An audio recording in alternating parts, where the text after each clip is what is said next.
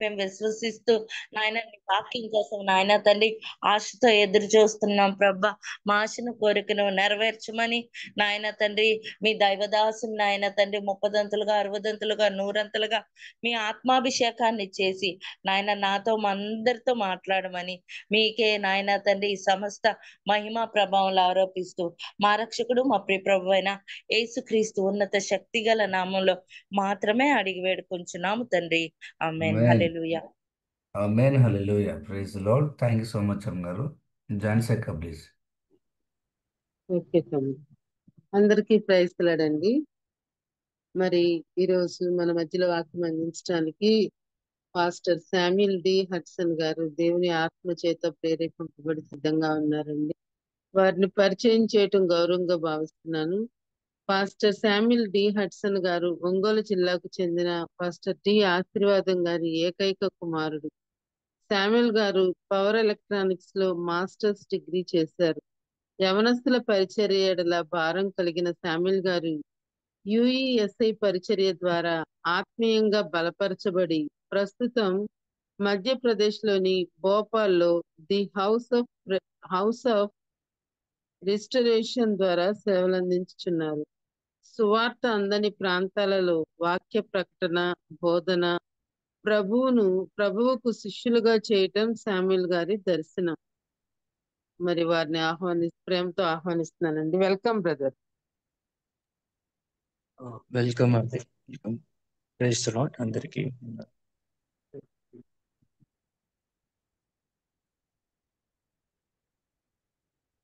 వాక్య భాగాన్ని చూసుకుందాం.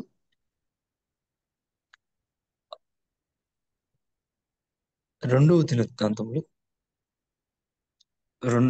దినవృత్తాంతంలో 20వ అధ్యాయం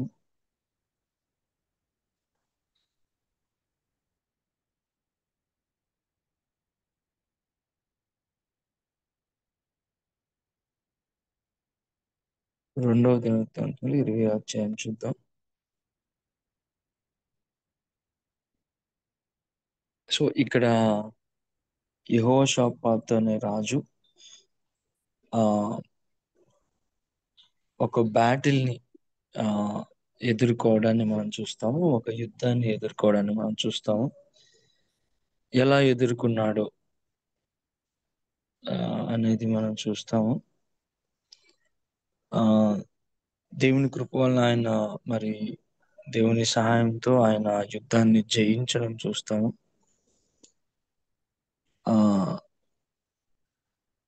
ఏ విధంగా జయించడం అనేది చూస్తూ కొన్ని విషయాలు దాని నుంచి నేర్చుకోవడానికి ప్రయత్నం చేద్దాం. 2వ దినవృత్తాంతం 20వ అధ్యాయము మొట్టమొదటిగా చూస్తే నేను అన్ని పీస్ రాసుకున్నాను ఇంగ్లీష్ లో.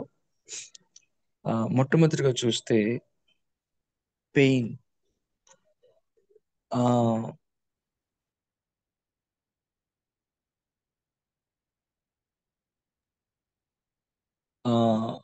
మొదటి 3 వచనాలు చదవగలరా?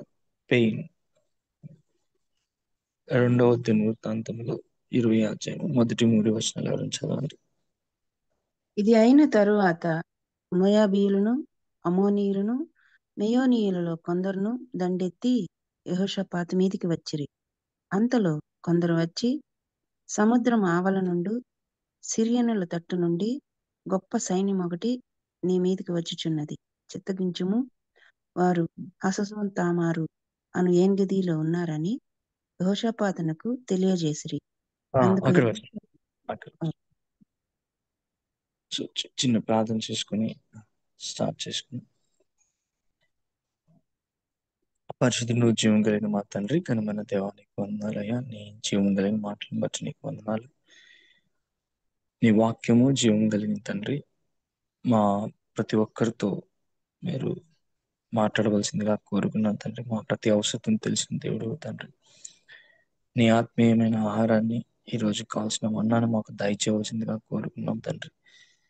ప్రత్యేకించి నన్ను నీ సిలువ చాటును మరుగుపరుచుకుంటూ మీరే మహింపరచబడవలసిందిగా కోరుకుంటూ యేసుక్రీస్తు నామములో ప్రార్థించి పెట్టుకున్నాం తండ్రి. ఆమేన్. యెహోషాపాతు ఏ విధంగా ఈ యుద్ధాన్ని ఎదుర్కొన్నాడనే చూస్తాము. ఆ,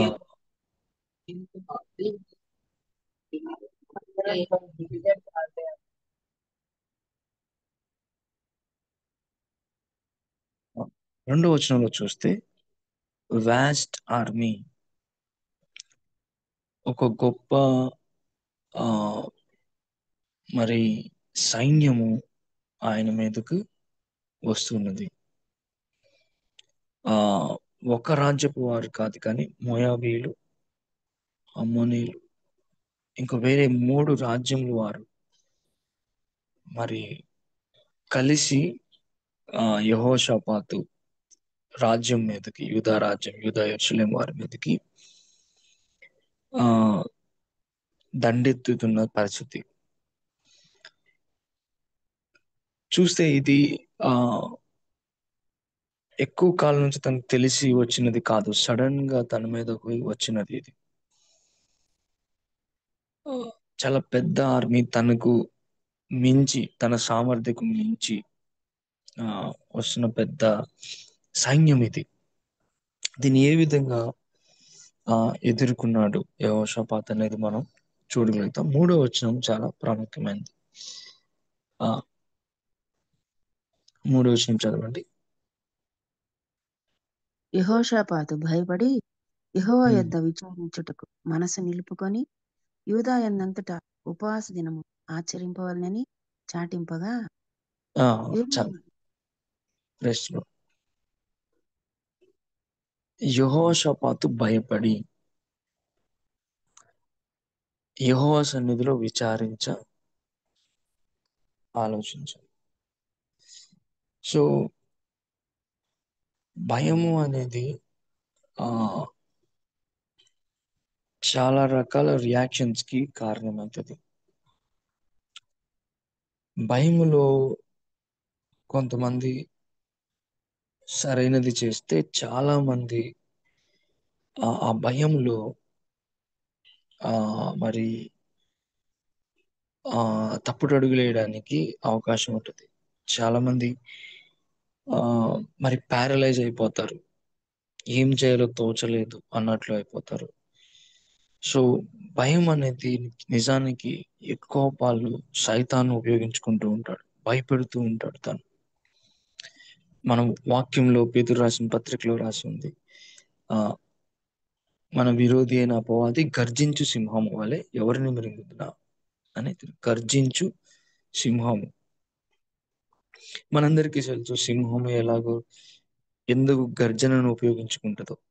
సింహము గర్జించినప్పుడు కొన్ని జంతువులు భయముతో ఎటు వెళ్ళలా కాగిపోతూ ఉంటాయంట. కొన్నిసార్లు భయముతో ఎటు వెళ్ళలా కాగిపోతూ, అవి ఆ స్లో అయిన టైంలో మరి సింహము వాటిని వేటాడడం కూడా మనం గమనిస్తాం. సైతాను కూడా, అపవాది కూడా అదే స్ట్రాటజీని చాలాసార్లు ఫాలో అవుతున్నట్టు మనం చూస్తాం. భయం. పేతురు విషయంలో కూడా మనం చూస్తే నీళ్ళ మీద నడవగలిగాడు, కానీ ఎంతోసేపు నడవలేదు, తర్వాత మునిగిపోయాడు. ఎందుకు మునిగిపోయాడు? యేసుక్రీస్తుని చూసినంతసేపు, యేసుక్రీస్తు వారిని చూసినంతసేపు, ఆయన కనుదృష్టి యేసుక్రీస్తు మీద ఉన్నంత వరకు ఆయన మంచిగా చేయగలిగారు, నడవగలిగారు. కానీ ఎప్పుడైతే తన దృష్టి యేసుక్రీస్తు వైపు నుండి గాలి వైపు, అక్కడ జరుగుతుంది, మనం ఆత్మీయ పరిభాషలో పరిస్థితుల వైపు చూశాడో భయం వచ్చింది. భయం వచ్చిన తర్వాత మునిగిపోసాగాడు. తన దృష్టి దేవుని వైపు నుండి పరిస్థితుల వైపుకు మళ్ళినప్పుడు భయం అనేది ఏం చేసింది? మునిగిపోయేటట్లు చేసింది. కానీ ఇక్కడ యెహోషాపాతును చూసినప్పుడు తనకు కూడా చాలా సడన్గా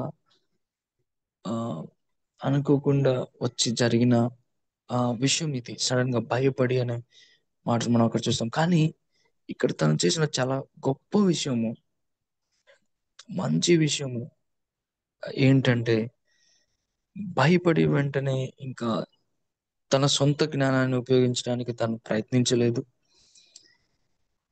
మరి తన మంత్రి మండలిని పిలిపించలేదు. సరే వెంటనే యుద్ధానికి వెళ్ళండి అని చెప్పలేదు.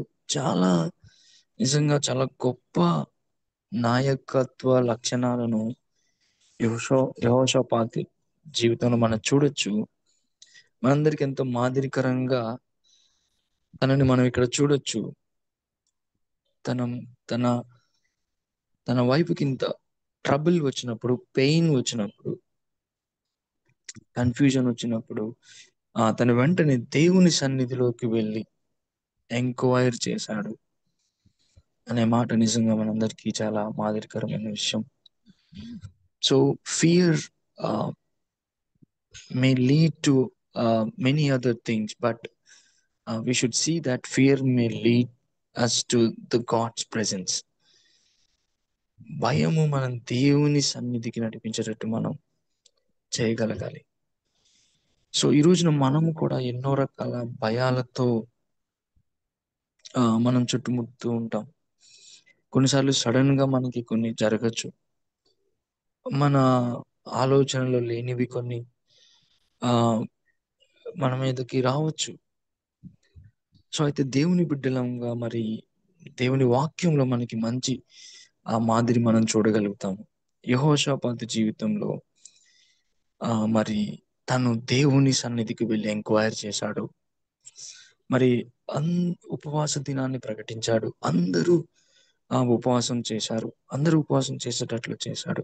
ఒక మంచి తనంతట తాను ఉపవాస ప్రార్థన చేస్తూ ఇతరులు కూడా ఉపవాసం చేయవలసిందిగా కోరుకోవడం నిజంగా చాలా మంచి మాదిరికరమైన రియాక్షన్ గా మనము ఇక్కడ ఈ విషయాన్ని చూడగలుగుతాము. ఇంకా చూస్తే 5వ వచనం నుంచి చదవండి. ఏ విధంగా మరి 5 నుంచి 12 వరకు యెహోషాపాతు గారు ప్రార్థన చేశారు అనేది మనం చూడొచ్చు. ఎవరైనా చదవగలరు? యెహోషాపాతు యెహోవా మందిరంలో క్రొత్తశాల ఎదుట సమాజముగా కూడిన యూదా యెరూషలేముల జనుల మధ్యన నిలువబడి, మా పితరుల దేవా యెహోవా, నీవు ఆకాశమందు దేవుడవై ఉన్నావు. అన్ని జనుల రాజ్యములను ఏలువాడవు నీవే. నీవు బాహుబలము కలవాడవు, పరాక్రమము కలవాడవు. నిన్నెదిరించుటకు ఎవరికి బలము చాలదు. నీ జనులైన ఇశ్రాయేలీయుల ఎదుట నుండి ఈ దేశపు కాపురస్తులను తోలివేసి, నీ స్నేహితుడైన అబ్రహాము యొక్క సంతతికి దీనిని శాశ్వతముగా ఇచ్చిన మా దేవుడవు నీవే. వారు అందులో నివాసము చేసి కీడైనను, యుద్ధమైనను, తీర్పైనను, తెగులైనను, కరవైనను మా మీదికి వచ్చినప్పుడు మేము ఈ మందిరం ఎదుటను నీ ఎదుటను నిలువబడి మా శ్రమలో నీకు మొరపెట్టిన ఎడల నీవు ఆలకించి మమ్మల్ని రక్షించుదువని అనుకొని ఇచ్చట నీ నామ ఘనత కొరకు ఈ పరిశుద్ధ స్థలమును కట్టించిరి. నీ పేరు ఈ మందిరమునకు పెట్టబడిన కదా. ఇశ్రాయేలీయులు ఐగుప్తులో నుండి వచ్చినప్పుడు నీవు వారిని అమ్మోనీయులతోనూ, మోయాబీయులతోనూ, సేయీరు మన్యవాసులతోనూ యుద్ధము చేయనీయలేదు కనుక ఇశ్రాయేలీయులు వారిని నిర్మూలము చేయక వారి యొద్ద నుండి తొలగిపోయిరి. మేము స్వతంత్రించుకొనవలనని నీవు మాకిచ్చిన నీ స్వాస్థ్యములో నుండి మమ్మను తోలివేయుటకై వారు బయలుదేరి వచ్చి మాకెట్టి ప్రత్యుపకారం చేయుచున్నారో దృష్టించుము. మా దేవా, నీవు వారికి తీర్పు తీర్చవా? మా మీదికి వచ్చు ఈ గొప్ప సైన్యముతో యుద్ధము చేయుటకును మాకు శక్తి చాలదు, ఏమి చేయుటకును మాకు తోచదు. నీవే మాకు దిక్కు అని ప్రార్థన చేసెను. 12వ వచనం నిజంగా చాలా మంచి వచనం. మన రోజువారీ జీవితంలో కొన్నిసార్లు మన జీవితంలో మనం చేసే ప్రార్థన లాగా యెహోషువ ప్రార్థన మనం చూస్తాం. 12వ వచనం చూడండి. మా దేవ, నీవు వారికి తిరుగు తెచ్చు, మా మీదకి వచ్చు ఈ గొప్ప సైన్యముతో యుద్ధము చేయుటకును మాకు శక్తి చాలదు, ఏమి చేయుటకును మాకు తోచదు, నీవే మాకు దిక్కు అని ప్రార్థన చేశాను. నిజంగా ఎంత ఆనెస్ట్ ప్రేయర్ ఇది. తన తన పరిస్థితిని దేవుని సన్నిధిలో కుమ్మరించి ప్రార్థన చేస్తున్నా, ఏమి చేయుటకును మాకు తోచదు. నిజంగా భయము సడన్ గా తన మీదకి ఒక ప్రాబ్లం వచ్చింది. నిజంగా తన పరిస్థితి అదే. ఏం చేయాలో తనకి అర్థం కావడం లేదు. ఏమి చేయుటకును మాకు తోచదు, నీవే మాకు దిక్కు అని ప్రార్థన చేశాను. నిజంగా యెహోషాపాతు యొక్క ప్రార్థన మనము కూడా చేయవలసిన వారమే. మనకు కూడా కొన్నిసార్లు అలాంటి పరిస్థితులు రావచ్చు. ఏమి చేయుటకును మాకు తోచదనే పరిస్థితులు రావచ్చు. సో అయితే మనము ఏ దిక్కున వెళ్తున్నాము, ఏమి చేయుటకు తోచని పరిస్థితుల్లో మనం వెంటనే ఎవరి వైపు వెళ్తున్నాం? ఆ స్నేహితుల వైపు వెళ్తున్నామా? బంధువుల వైపు వెళ్తున్నామా? దేవుని వైపు వెళ్తున్నామా? దేవుని వైపు చూస్తున్నామా? దేవుని భక్తుల వైపు చూస్తున్నామా? ప్రార్థన వైపు చూస్తున్నామా? ఇక్కడ యెహోషాపాతు తన కనుదృష్టి దేవుని వైపు పెట్టడం మనం చూస్తున్నాము. తన కనుదృష్టి దేవుని వైపు పెట్టచ్చు. సో ఇంకా ఆయన ప్రార్థనలో మనం కొన్ని విషయాల్ని గమనించవచ్చు. మా పితరుల దేవ యెహోవా అని దేవుడు ఇచ్చిన వాగ్దానాలను జ్ఞాపకం చేసుకోవడం మనం చూస్తాం. చాలా దైవజనులు ఈ మాట మనం చెప్పడం చాలాసార్లు విని ఉంటాం. ప్రార్థనలో దేవుడు మనకిచ్చిన వాగ్దానాలను మరి ఎత్తి పట్టుకొని ప్రార్థన చేయడము చాలా మంచి ఫలితాలను ఇస్తుంది. దేవుడు తన వాక్యములో ఇచ్చిన వాగ్దానాలను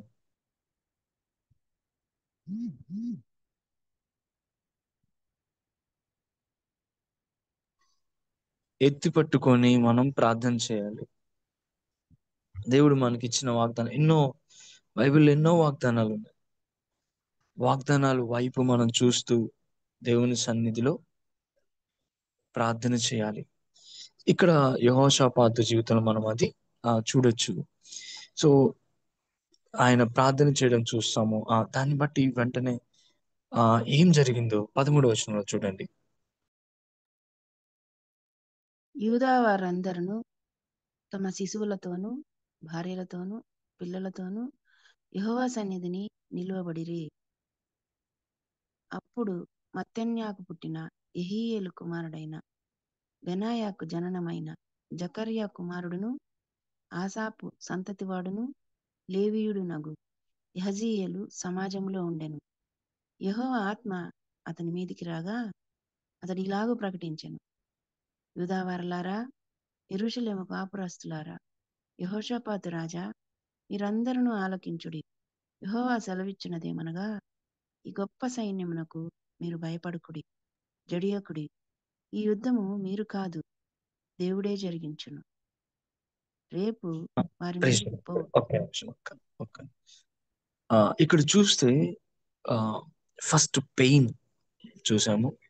1-3 వచనాలు, 2 వచనాల్లో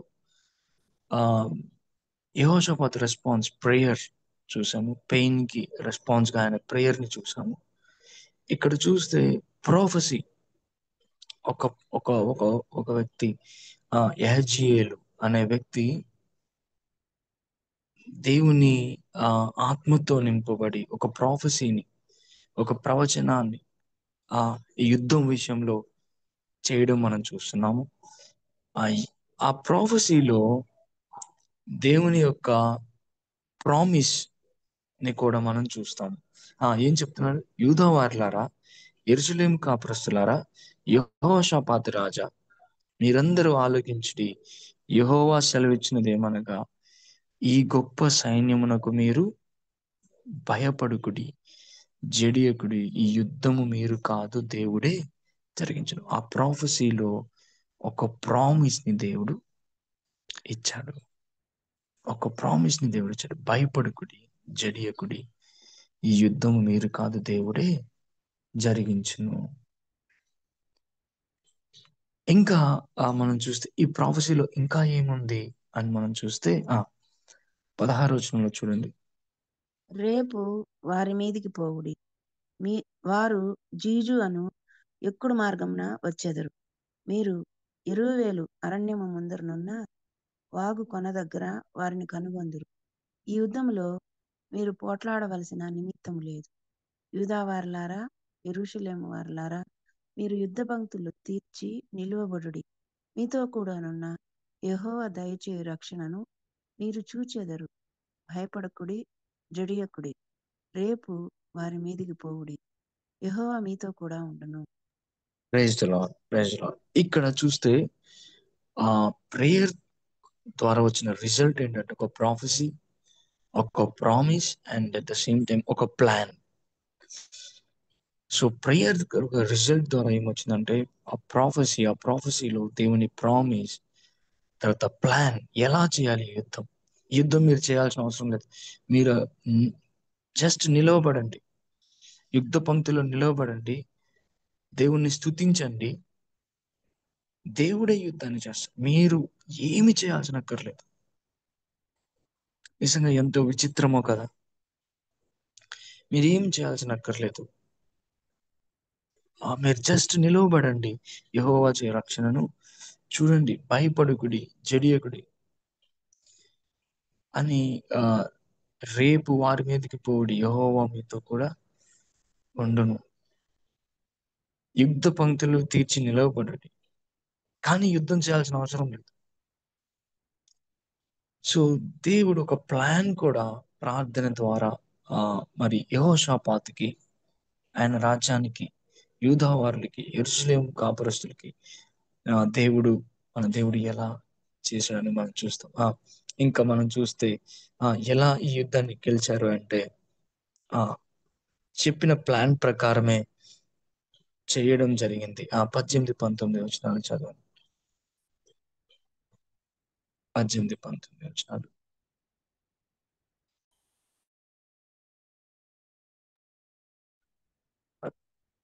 వినిపించట్లేదండి, అన్మ్యూట్ అయింది. అప్పుడు యెహోషాపాతు సాష్టాంగ నమస్కారము చేసెను.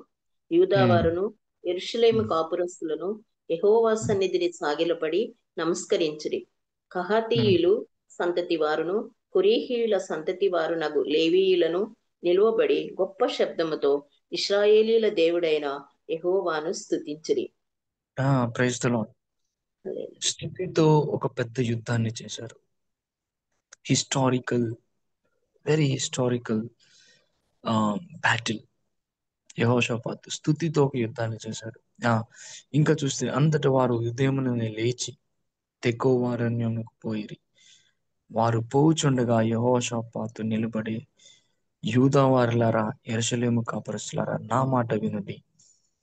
మీ దేవుడైన యెహోవాను నమ్ముకొనుడి, అప్పుడు మీరు స్థిరపరచబడుదురు. ఆయన ప్రవక్తలను నమ్ముకొనుడి, అప్పుడు మీరు కృతార్థులగుదురని చెప్పాను. సో దేవుణ్ణి స్తుతించడము, యుద్ధ పంక్తిలో నుంచోవడం. 22వ వచనంలో చూస్తే వారు పాడుటకును స్తుతించుటకును మొదలు పెట్టగా యెహోవా యూదా వారి మీదికి వచ్చిన అమ్మోనీయుల మీదను, మోయాబీయుల మీదను, సెయీరు నివాసుల మీదను మాటుగాండ్రలు పెట్టిన కనుక వారు హతులయ్యారు. 23వ వచనం, అమ్మోనీయులను, మోయాబీయులను, సెయీరు వాసులను బొత్తిగా చంపి నిర్మూలన చేయవాలని పొంచి ఉంది వారి మీద పడి వారు సెయీరు కాపురస్తులను కడముట్టించిన తరువాత తమలో ఒకరు చంపుకొనుట మొదలుపెట్టి. చూడండి, this is how God fights the battle. దేవుడు ఇక్కడ యుద్ధాన్ని చేయడం కనులారా యూదా, యెరూషలేము కాపురస్తులు యెహోషాపాతు చూశాడు. వారు పాడుటకు స్తుతించుటకు మొదలు పెట్టగా, ఇక్కడ చిన్న విషయము, నిజంగా ఇంత వాస్ట్ ఆర్మీ అని ఉంది అక్కడ, ఇంత గొప్ప సైన్యము అని ఉంది కదా. ఇంత గొప్ప సైన్యముతో యుద్ధము చేయుటకు మాకు శక్తి చాలదు. చూడండి, అంత గొప్ప సైన్యాన్ని చూస్తూ మరి పాడుట స్తుతించుట సాధ్యమా? ఒక పక్క అంత పెద్ద సైన్యం నిలవబడి ఉంటే పాడుట స్తుతించుట సాధ్యమా? ఎంతో కష్టం కదా. అందుకని యెహోషాపాతు ఏమన్నాడు, దేవుని మాట నమ్ముడి. అంటే ఎంత విశ్వాసం ఉండాలి. విజయము రాకముందే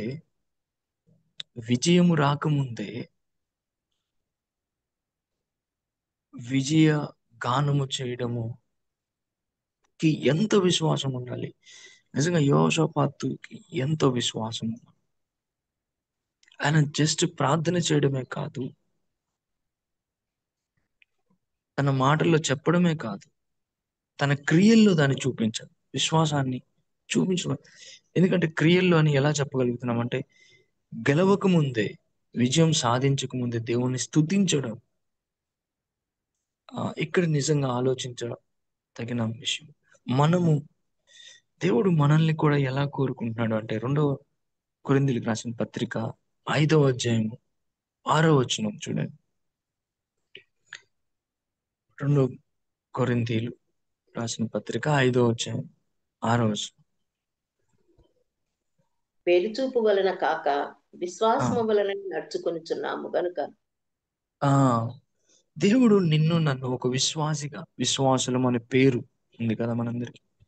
విశ్వాసులు అంటే ఎవరు? వెలిచూపును బట్టి కాక విశ్వాసమును బట్టి నడుచుకోవాలి. వెలిచూపును బట్టి అంటే అప్పుడున్న పరిస్థితులు అనుకూలంగా ఉండవు. నిజానికి అప్పుడున్న పరిస్థితులు దేవుడు మనకిచ్చిన మాటకు ఎగ్జాక్ట్ వ్యతిరేకంగా ఉండొచ్చు. కానీ విశ్వాసం అంటే ఏంటి? వీటికి మించి దేవుని ప్రామిస్ ని వైపు చూడడం. క్రైస్తవం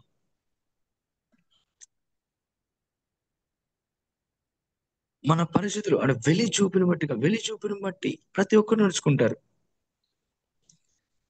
లోతు ఎలా తీసుకున్నాడు డెసిషన్? వెలి చూపుని బట్టి తీసుకున్నాడు డెసిషన్. లోతు ఎలా తీసుకున్నాడు డెసిషన్? మరి అబ్రహాము లోతు ఎప్పుడైతే డివైడ్ అవ్వవలసి వచ్చిందో తను దూరంగా చూశాడు. సొదొమ ఎలా కనిపించిందంట? ఏదేను తోటలా కనిపించిందంట. సమృద్ధి అన్ని మంచిగా ఉంది.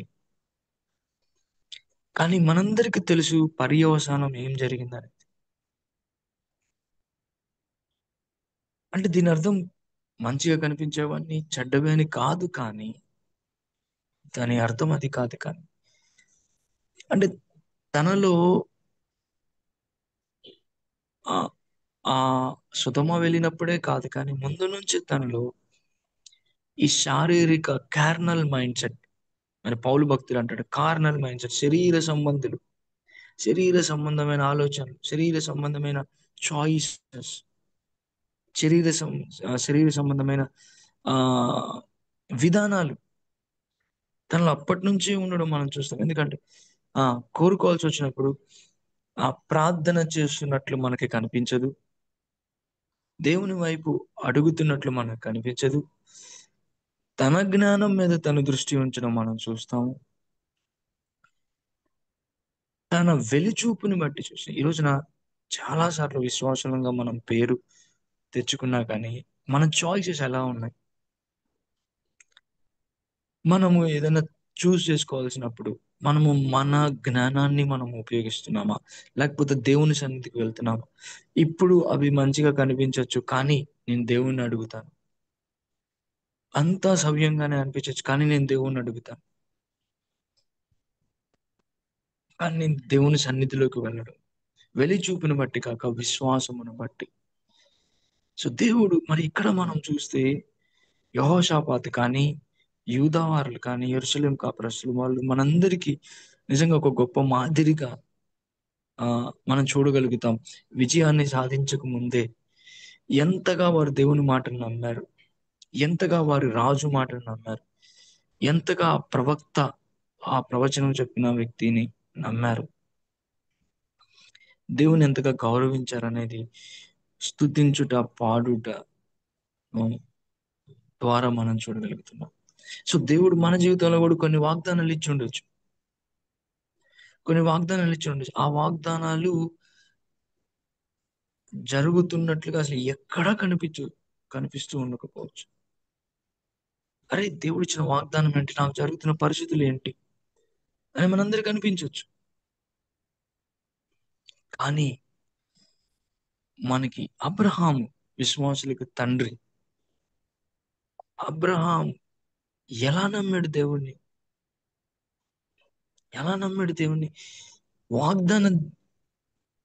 వాగ్దాన దేశము, వాగ్దాన ప్రాంతం ఎలా ఉంటుందో కూడా తెలియదు, తన ఇంటిని వదిలి వచ్చాడు. హెబ్రీ గ్రంథకర్త విశ్వాసం అంటే ఏంటి, అన్ని డీటెయిల్స్ తెలిసిన తర్వాత అడుగు పెట్టడం విశ్వాసం ఎలా అవుతుంది?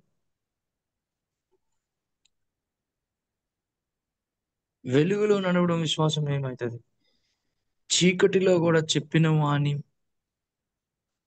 మాటను నమ్మి నడవడం కదా. తనకి ఏ దారి కనిపించినప్పుడు కూడా చెప్పిన వాని మాట మీద నమ్మకంతో నడవడం, అది కదా విశ్వాసం. అబ్రహాము ఆ విధంగా నడిచాడు. తను ఎక్కడికి వెళ్తున్నాడో తెలియకనే నడిచాడని హెబ్రీ గ్రంథకర్త చెప్పడం మనందరికీ. మనం విశ్వాసులకు తండ్రి అయ్యాడు. మరి తన కుమారుడు పట్ల దేవుడు పెద్ద వాగ్దానం ఇస్తే కుమారుణ్ణి బలివ్వమంటే విశ్వాసంతో కుమారుని తీసుకువెళ్ళాడని హెబ్రీ గ్రంథకర్త చెప్తాడు. అంటే ఏమని నమ్మాడంట అబ్రహాం గారు అంటే, ఆ కుమారుని తీసుకున్నా కానీ మరలా జీవింపజేయగలగడు అని నమ్మి తీసుకెళ్ళాడంట. ఆ దేవుడు అంత శక్తిమంతుడు, ఆయన ఏమైనా చేయగలడు. ఆయన మాట ఇచ్చాడు, కాబట్టి ఆయన ఏమైనా చేయగలడు. ఆ విశ్వాసం అనేది నీతిగా ఎంచబడింది అబ్రహాం గారు.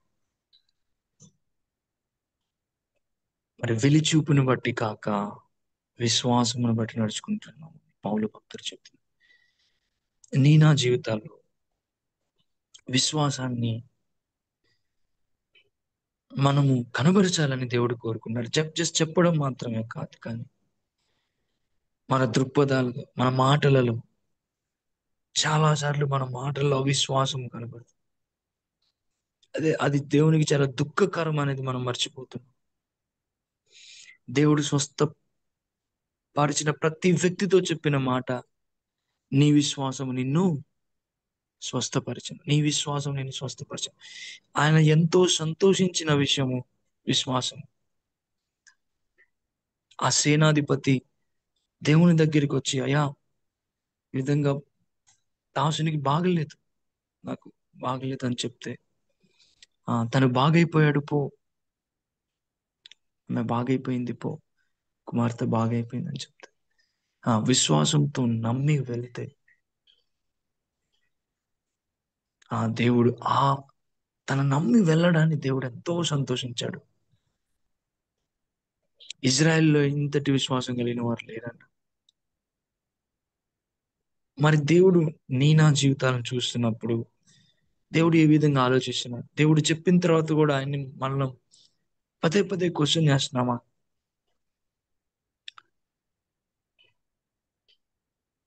లేకపోతే నా దేవుడు వాగ్దానం ఇచ్చాడు అని విశ్వాసంతో ముందుకు వెళ్తున్నావా? అవిశ్వాసంతో దేవుని బాధపడుతున్నాం అనేది ఆలోచించాలి. ఇక్కడ విజయం పొందక ముందే దేవుని స్తుతించారు, విశ్వాసంతో ముందుకు వెళ్ళారు. ఇంకా ముందుకు వెళ్తే మనం 2వ దినవృత్తాంతములు ముందుకు వెళ్తే చూడండి, 25వ వచనం చూడండి. యెహోషాపాతును అతని జనులను వారి వస్తువులను దోచుకొనుటకు దగ్గరకు రాగా ఆ శవముల యొద్ద విస్తారమైన ధనమును ప్రశస్తమైన నగలను కనబడెను. వారు తమకిష్టమైనంత మట్టుకు తీసుకొని తాము కొనిపోగలిగినంత కంటే ఎక్కువగా ఒలుచుకొనిరి. కొల్ల సొమ్ము అతి విస్తారమైనందున దానిని సమకూర్చుటకు 3 దినములు పట్టెను. చాలు చాలు. విస్తారమైన ధనమును ప్రశస్తమైన నగలను కనబడెను. ఆ శవముల యొద్ద విస్తారమైన ధనమును ప్రశస్తమైన నగలను కనబడెను. Praise the Lord. నేను ఇలా ఊహించుకుంటున్నాను.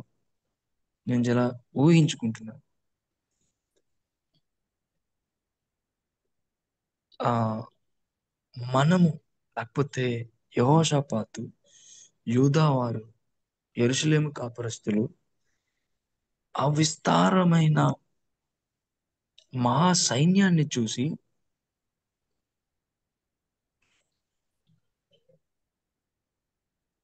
కత్తులను చూసి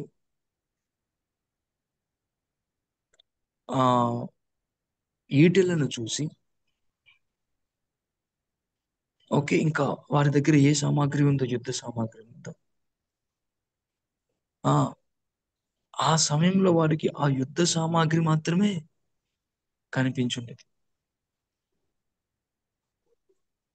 మనల్ని అటాక్ చేయడానికి వస్తున్న వ్యక్తులు లాగా వారికి కనిపించారు. కానీ దేవునికి విస్తారమైన ధనము, ప్రశస్తమైన నగలను ఇవ్వడానికి వస్తున్న వారుగా బహుశా దేవుడు చూశాడు.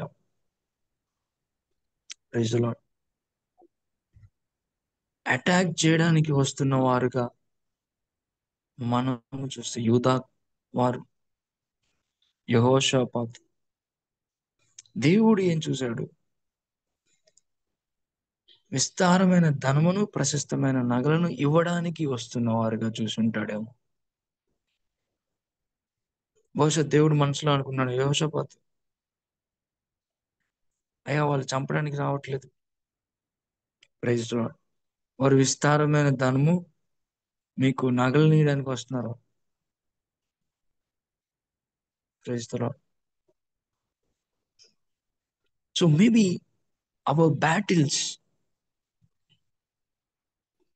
The battles that we're facing, మనం ఎదుర్కొంటున్న యుద్ధాలు బహుశా మనకెంతో దీవెనను తీసుకొస్తాయేమో. Praise the lord.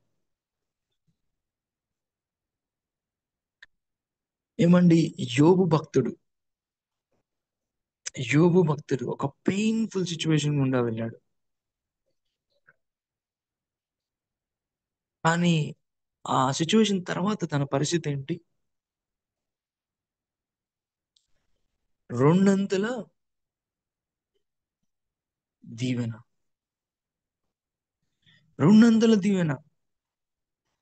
ముందు దానికంటే అన్ని 2 times దేవుడిచ్చాడు.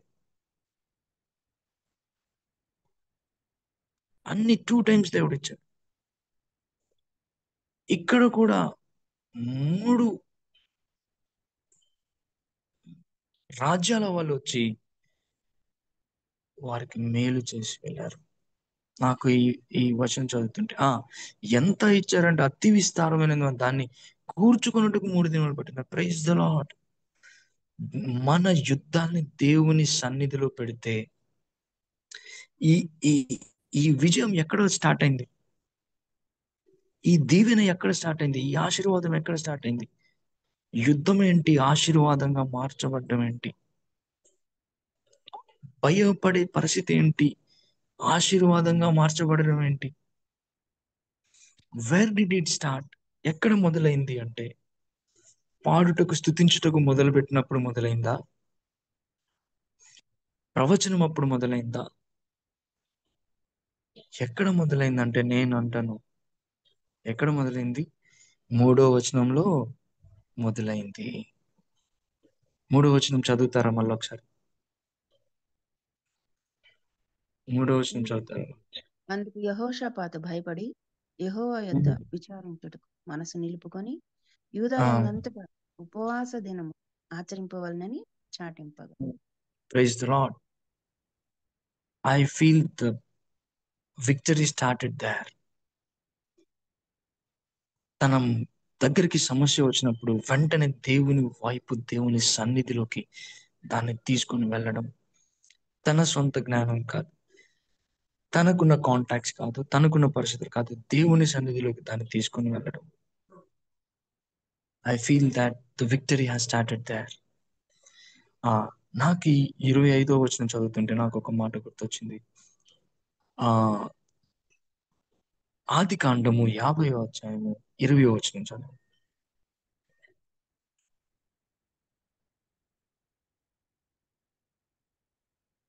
ఆది కాండము 50వ అధ్యాయము 20వ వచనం చదువు.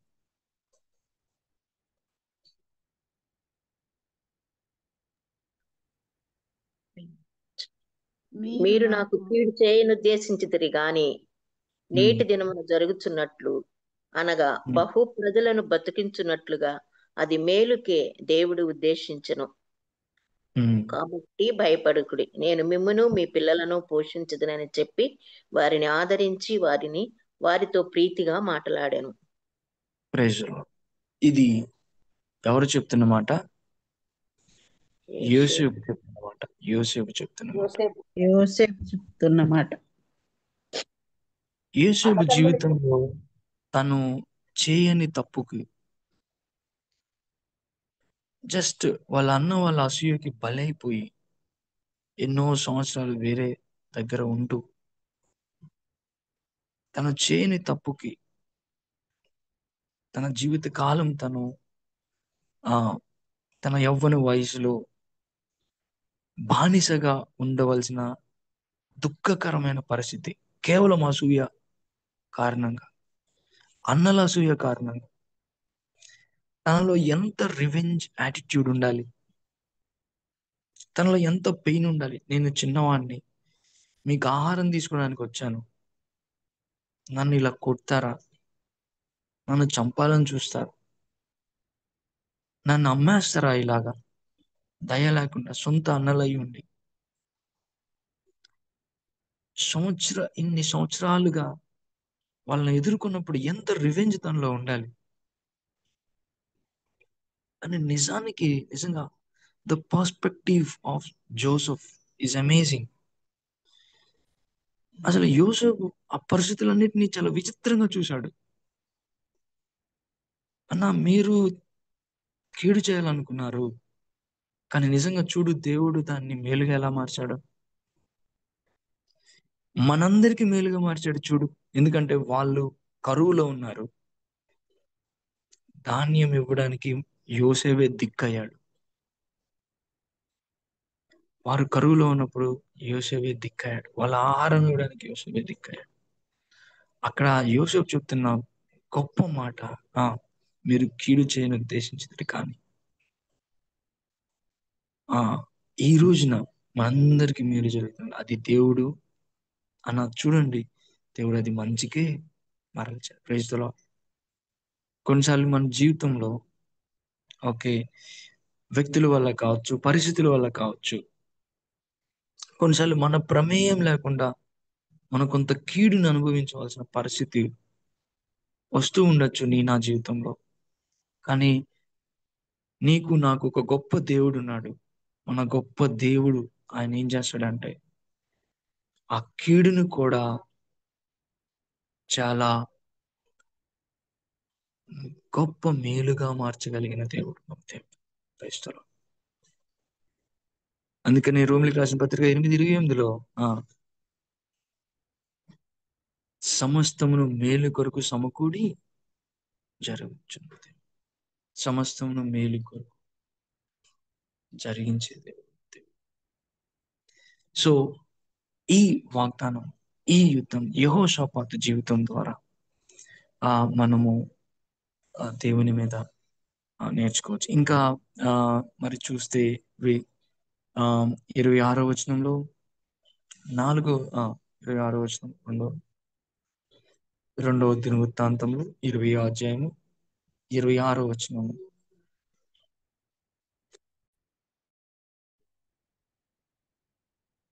4వ దినమున వారు బెరాకాలయలో కూడిరి. అక్కడ వారు యెహోవాకు కృతజ్ఞతాస్తుతులు చెల్లించినందున నేటి వరకు ఆ చోటికి బెరాకాలోయ అని పేరు. ప్రశ్న.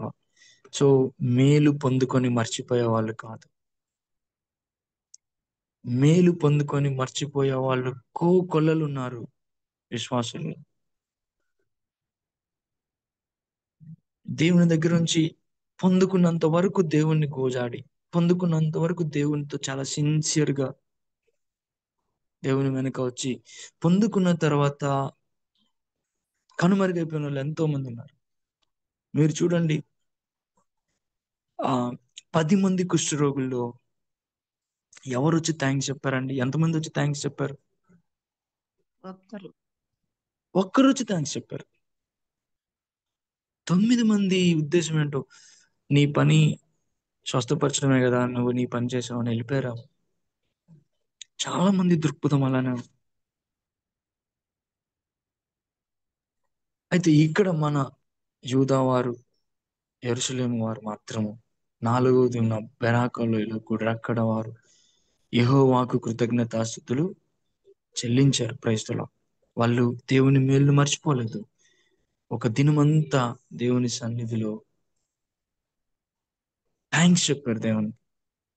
దేవుని ఆరాధించారు. ఆ తర్వాత నేనంటాను, వాళ్ళకు వచ్చిన ఇంకా అతిపెద్ద బహుమతి ఏంటంటే 30వ వచనం చూడండి. దిస్ ఇస్ బిగ్గెస్ట్ గిఫ్ట్ అని నేను అనుకుంటాను. ఈ ప్రకారము అతని దేవుడు చుట్టూనున్న వారిని జయించి అతనికి నెమ్మదిని అనుగ్రహింపగా యెహోషాపాతు రాజ్యము నిమ్మళముగా నుండెను. ఇంగ్లీష్ లో, and the kingdom of Jehoshaphat was at peace, for his God had given him rest on every side. యెహోషాపాతు ఎప్పుడైతే దేవుని మీద ఆధారపడుతున్నాడో, నేనంటాను, ఈ ధనాలు, నగలు, వీటన్నిటికంటే అతి పెద్ద బహుమతి ఏంటంటే పీస్, శాంతి, నెమ్మది. ఏమండి, కోట్లు కోట్లు, వందల వేల కోట్లు ఉన్న వాళ్ళకి నెమ్మది లేదు. అందుకని దేవుడు ఏమంటాడు? యేసయ్య, మరి లోకం ఇచ్చినట్టు శాంతి కాదు, నా శాంతిని నేను మీకు అనుగ్రహించుచున్నాను. మరి రోమిలికి రాసిన పత్రిక 16:20 ఎవరైనా చదువుతారా? రోమిలికి రాసిన పత్రిక 16:20.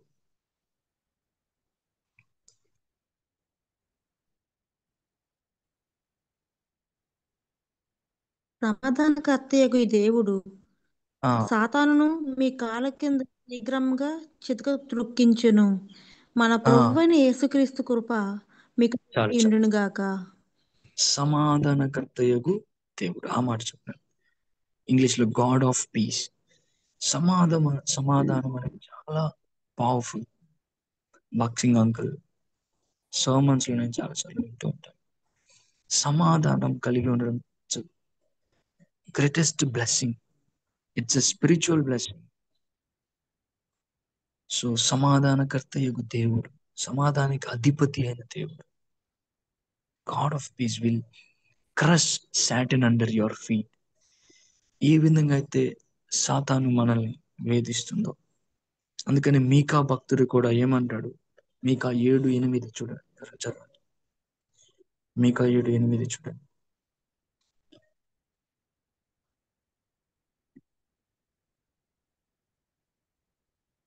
మీకా 7:8 చదవండి.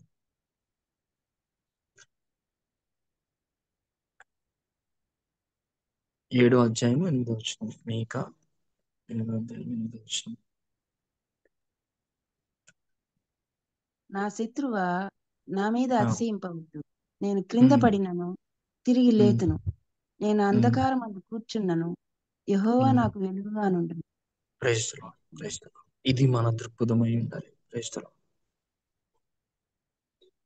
నేను మరలా తిరిగి లేదు. మనము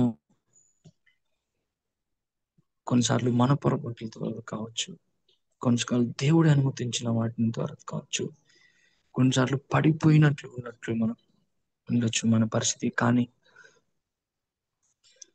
దేవుడు మనల్ని పడిపోయేటట్టు ఉండడానికి పిలవలేదు. రోమిలికి రాసిన పత్రిక 8:37 చూస్తే, వీఆర్ మోర్ దాన్ కాంకరర్స్. ఈ విజయం సాధించడానికి దేవుడు అంటాడు, నేను కింద పడినను మరలా లేతును, అంధకారం ఉందను యెహోవా నాకు. ఈ పర్స్పెక్టివ్ తోటి మనం జీవించడానికి దేవుడు మనందరికీ సహాయం చేయను కాక. ప్రార్థన చేసుకుంటాం.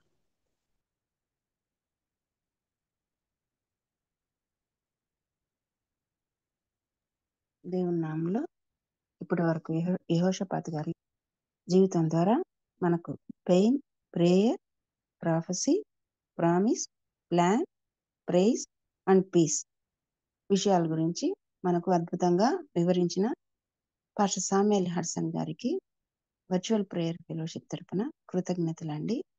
ఈ మెసేజెస్ అన్ని కూడా యూట్యూబ్లో అనుదినం అప్లోడ్ చేయబడతాయి. బావి రత్నాకర్ అని కానీ వర్చువల్ ప్రేయర్ ఫెలోషిప్ అని కానీ టైప్ చేసి మన బంధువులకు మరియు స్నేహితులకు షేర్ చేయవచ్చు. మనము రెండోసారి వినవచ్చు. చివరి ప్రార్థన మరియు ఆశీర్వాదం ఇవ్వవలసిందిగా రెవరెండ్ జామీ రవికుమారయ్య గారిని మనవి చేస్తున్నాను.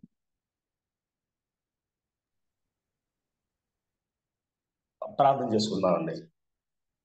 పరిశుద్ధమైన తండ్రి, నీ బంగారు పాదం పొందడం ప్రభా, నీ దాసులు ప్రభా హర్సన్ గారిని ప్రభా మరుగుపరిచి మీరు మాతో మాట్లాడిన విధానం బట్టి వందనాలు చెల్లిస్తున్నాను తండ్రి. అయ్యా ప్రభా, మా బాధలో ప్రభా నిన్ను ఆరాధించేవారుగా, స్తుతించేవారుగా, ఆశీర్వాదాలు పొందేవారుగా ప్రభు చేయమని ప్రార్థన చేస్తున్నాను తండ్రి. అయ్యా వెలుచూపుని బట్టి కాకుండా ప్రభా విశ్వాసాన్ని బట్టి ప్రభా ముందుకు సాగలిగే భాగ్యం చేసేమని ప్రార్థన చేస్తూ ఉన్నాం ప్రభా. అయ్యా తండ్రి, అనేక మంది జీవితాల్లో ప్రభా మేము చూడగలిగామయ్యా మీ ఆశీర్వాదాలను. అనేక మంది జీవితాల్లో ప్రభా, అనేక మంది భక్తుల జీవితాల్లో ప్రభా చూడగలిగాం ప్రభా. వారు ఒలిచికోలేనంత ప్రభా బంగారం తీసుకున్నట్టుగా వాక్యం సెలవిస్తుంది ప్రభా. అంతేకాకుండా తండ్రి, నువ్వు కార్యం చేసిన తర్వాత ప్రభా బెరాకల్లో ఏ విధంగా యెహోషాపాతు ప్రభాని స్తుతించాడో, గణపరిచాడో ప్రభా, అట్టి కృప తండ్రి మాకు దయచేయమని ప్రార్థన చేస్తూ ఉన్నాం ప్రభా. సహాయం దయచేయండి తండ్రి. నీ దాసులకు ఇచ్చిన దావతను ప్రభా అనుభవాన్ని బట్టి వందనాలు చెల్లిస్తున్నాను తండ్రి. అయ్యా ప్రభా, ప్రమాదకరమ స్థలంలో నీ దాసులు పనిచేస్తుండగా బిడ్డను భద్రపరచండి, దీవించండి, సహాయం దయచేయండి. ప్రత్యేకంగా ప్రభా నీ దాసుల ఆశీర్వాదాల కోసం ప్రార్థన చేస్తున్నాం ప్రభా. బిడ్డకొని ఇచ్చిన ప్రభా ఆపరేషన్ బట్టి వందనాలు తండ్రి. అయ్యా తండ్రి, త్వరగా ప్రభా కోలుకొని ఇంకా తండ్రి బహుబలంగా ప్రభా నీ సేవలో వాడబడగలిగే భాగ్యం తెచ్చమని ప్రార్థన చేస్తున్నాను తండ్రి. గడిచిన దినాల్లో ప్రభా కుటుంబం, అదేవిధంగా ప్రభా సంఘము ఆందోళన చెందిన ప్రభా నువ్వైతే నీ కృపను పండు విడిచిపెట్టగా ప్రభా నువ్వు సహాయం చేసిన దాన్ని బట్టి వందనాలు చెల్లిస్తున్నావు. నీ దాసునికి బహుబలంగా వాడుకోండి, కుటుంబాన్ని భద్రపరచండి, దీవించి ఆచరించండి తండ్రి. ప్రత్యేకంగా దినాన్ని ప్రభా చెప్పబడే వాక్యం తండ్రి 30 దంతులుగా 60 దంతులుగా 100 దంతులుగా ఫలించేయమని ప్రార్థన చేస్తూ ఉన్నాం ప్రభా. నీకు వందనాలు తండ్రి. సహాయం తెచ్చింది. మేము కూడా ప్రభా వాక్యం విని విడిచిపెట్టే వరకు కాకుండా వాక్యానుసారంగా జీవించగల నీ కృపలో, నీ భద్రతలో ప్రభా మమ్మల్ని దీవించమని ఆశీర్వదించమని ప్రార్థన చేస్తున్నాను. ప్రతిరోజు ఈ విధంగా ప్రభా వాక్యం వినడానికి తండ్రి ఈ ప్లాట్ఫామ్ ప్రభా ఏర్పాటు చేసిన బాబు రత్నాకర్ గారిని, వారి కుటుంబాన్ని ప్రభా సంవత్సరం దీవించండి. సహకరిస్తున్న ప్రభా జాన్సన్ గారిని, స్వరూప్ గారిని, అదేవిధంగా ఝాన్సీ సిస్టర్ గారిని, ప్రదీశ సిస్టర్ గారిని, అదేవిధంగా ప్రభా తేజ్ అప్రెంటిస్ గారిని జ్ఞాపకం చేసుకోండి, కోర్టు వారిని జ్ఞాపకం చేసుకోండి ప్రభా. అదేవిధంగా ప్రతిరోజు ప్రభా తండ్రి ఉదయకాల సమయం లేచి మా కోసం ప్రార్థించే తల్లులను గురించి ప్రభా ప్రతి ఒక్కరిని పేరు పెట్టి దీవించి ఆశ్రయించాను ప్రభా. స్తుతించే వారిని, ఆరాధించే వారిని, సాక్ష్యం చెప్పేవారిని ఏర్పాటు చేసావు ప్రభా. వారి ద్వారా మేము ప్రోత్సహించబడుతున్నాం, దీవించబడుతున్నాం, మా కుటుంబాలు దీవించబడుతూ ఉన్నాయి ప్రభా. నీకు వందనాలు. విధంగా ఇచ్చిన ప్రభా ఈ బంధాన్ని బట్టి, ఆత్మీయ బంధాన్ని బట్టి వందనాలు చెల్లించుకుంటున్నాం ప్రభా. ఈరోజు తండ్రి మేము చేయవలసిన ప్రతి పనిలో సూర్యాన్ని మార్గాన్ని చూపించండి. మా పిల్లలు చాలా మంది ప్రభా నీటి రాశారు, తన సీట్స్ కోసం కనిపెడుతూ ఉన్నారయ్యా, నీ కృప చూపించండి తండ్రి. అయ్యా ప్రభా ఈ వర్షాకాలంలో ప్రభా అనేక మంది అనారోగ్యాల పాలు అవుతూ ఉన్నారు, వారిని కూడా ప్రత్యేక జ్ఞాపకం చేసుకో ప్రభా. మరొకసారి ప్రభా దాతను వెత్తబడిన వాక్యాన్ని దీవించమని, అదేవిధంగా నీ దాసులు ప్రభా ఆశీర్వాదం కానీ రాబర్ట్ జేమ్స్ గారిని ప్రభా మీ అనారోగ్యం మిగిలిబడిని కూడా జ్ఞాపకం చేసుకోమని సమస్తాన్ని చేతికి అప్పగించుకుంటూ ఈ చిన్న ప్రార్థన మా ప్రభులు ప్రియకుమారుడైన యేసుక్రీస్తు దివ్యనామాన్ని అడిగేడుకుంటున్నాం పరమ తండ్రి. ఆమేన్. పరలోకమందున మా తండ్రి, మీ నామం పరిశుద్ధపరచబడును గాక, మీ రాజ్యం వచ్చును గాక, మీ చిత్తం పరలోకం నుండి భూమి నెరవేరును గాక, కావాల్సిన అవసరం దినాన్ని మా దయచేయము, శోధనలో తగ్గకీడు తప్పించము, రాజ్యం శక్తి తండ్రి. మన తండ్రి అయిన దేవుని ప్రేమ, కుమారుడైన యేసుక్రీస్తు కృప, పరిశుద్ధాత్మ అన్యోన్య సహవాసము వాక్యం చెప్పిన దాసులకు, అనారోగ్యంతో ఉన్న ఆశీర్వాదం గారికి, రాబర్ట్ జేమ్స్ అయ్య గారికి, ప్రత్యేకంగా దినాన్ని పాల్గొన్న బిడ్డలకు, మీరు చేయవలసిన ప్రతి కార్యక్రమానికి ఆయన కృప సదాకాలము తోడి నడిపించును గాక. ఆమేన్. Praise Lord Lord pastor. గారు క్రీస్తులాడ్. ముగింపు ప్రార్థన మరియు ఆశీర్వాదం ఇచ్చిన రెవరెండ్ జామీరావు కుమార్ అయ్య గారికి, వాక్య పరిచర్య చేసిన పాస్టర్ శామ్యుల్ హెడ్సన్ గారికి, టెక్నికల్ సపోర్ట్ ఇచ్చిన యోనబిడ్డ జాన్సన్ కు, కోర్ కమిటీ మెంబర్స్ కు, కూడి వచ్చిన విశ్వాసులైన పరిశుద్ధులందరికీ వర్చువల్ ప్రేయర్ ఫెలోషిప్ తరపున కృతజ్ఞతలండి. ప్రభు చిత్తమైతే రేపటి దినాన తిరిగి కలుసుకుందాం. అంతవరకు సెలవు తీసుకుందాం.